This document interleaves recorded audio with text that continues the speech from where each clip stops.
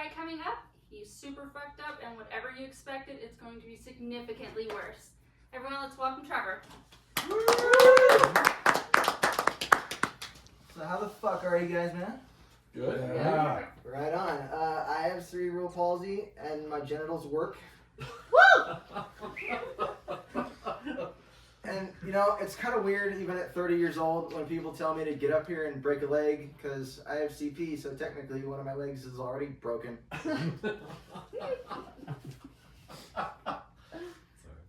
And I also have epilepsy, so I definitely need a chaperone to play video games. And I got a bunch of chronic pain because of that. And I remember the very first time I tried to have sex, I had a huge flare-up. And my girlfriend was like, well, Trev, at least you were fire in the bedroom.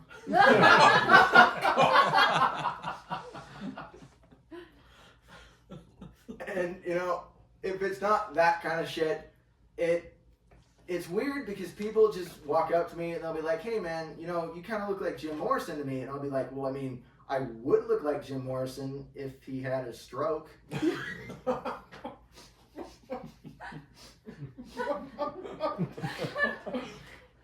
You guys okay?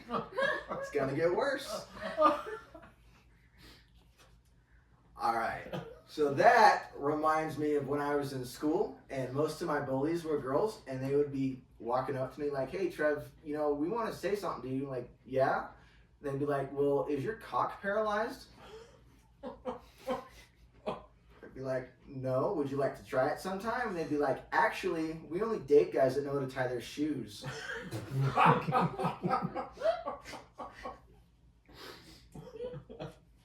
And I was so glad that there was more positive attention after that, because I actually got in a huge accident playing basketball, broke a couple ribs, entire body just fucking crashed because of surgeries and everything. She knows what I'm talking about. And basically, like, I was going around, you know, hospital to hospital. They're like, yeah, we actually can't help you. We're just gonna sit here and it's nothing. It's really fun. I'm like, really? Can't you just give me like morphine or something? Isn't that gonna work? Well, they didn't. They gave me fentanyl patches and they sucked.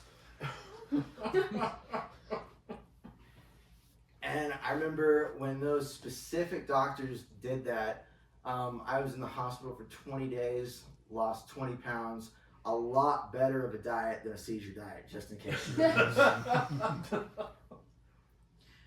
And they were like, look, we totally fucked up. Please don't sue us. In fact, because you're so, you know,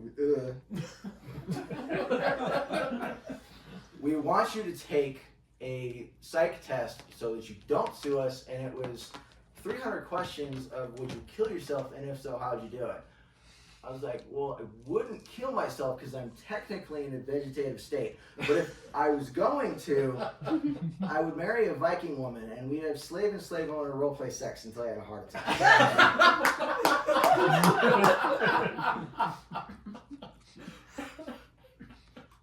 And then it got to the point where, like, you know, my doctor was like, look, Trev, you're incredibly messed up. And I was like, yeah, like, I know.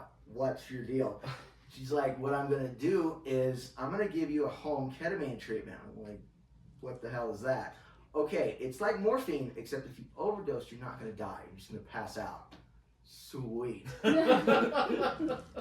So the next 3 years of my life, I was just like this. Just completely awesome because my pain level was basically like this. If I moved my hand even like that, I would just scream. Like, everything was awful. Couldn't do a goddamn thing. And I remember the very first prescription that my mom picked up, the pharmacist was like, yeah, I actually flavored this ketamine for your son because it tasted awful. So he's going to thank me later. And you guys want to know what flavor it was? Strawberry. And then 1,000 days passes, you know. I turn 18. My dad leaves. Yay. And then my doctor's like, yeah, I'm going to take you off ketamine because I think it's keeping you sick. I was like, yeah, fucking right.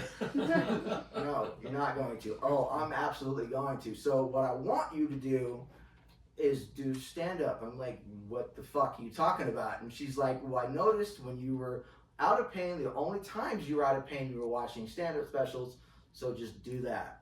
And I want you to move to Austin from LA. I'm like, okay, we'll do this. I mean, I grew up a Longhorn fan, right? So why not? And it was my very first week of stand-up. I ran into this guy who couldn't take a joke because we're guys and we don't have a sense of humor. And he comes up to me and he's like, Trev, I fucking hated you because my brother's disabled. And I'm like, all right. Next thing he says, he goes, why didn't you do any Holocaust jokes? I was like, I'm a leprechaun. My dad is actually the guy on the Lucky Charms box. And he's like, no, that's not what I'm talking about. People like you were actually the inspiration for the gas chambers. Wow, a T4 comment right in the gate. This is great. Okay, let's just say that I wish that time travel were actually real so I could go back in time and not have to hear that fucking shit. And then next thing I know, this chick comes up to me, you know, she was blonde and drunk as fuck, and she starts grabbing my dick, you know, to see if it works. And I mean, I got an erection, so I guess so. Yeah, I just thought you guys needed to know that. And then next week, I don't want to call it a heckling situation because I don't really think it was. She was just really involved because stand-up is one of those things where like everybody thinks they can participate, you know? And this woman's like I said, like super fucking blasted. And she's in the front row and she goes, Trev, if you were a woman, you'd look like Merida. Thank you. She's my favorite Disney princess. I don't know where to go with that, but let's just do it.